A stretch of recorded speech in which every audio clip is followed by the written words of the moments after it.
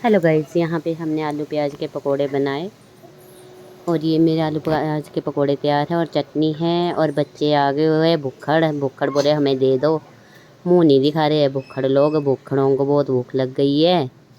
ये देखिए सब भुक्खड़ लोग बैठ क्यों चुके 4 बज हैं। गए? क्यों नहीं दिखाना आपको? मगर ये बोले हमें मत तो क्या दिखाओ, हमें दिखा मत दिया दिखाओ आपको? खाते हुए। मगर आने दो ऐसे बोले पकोड़े आने दो।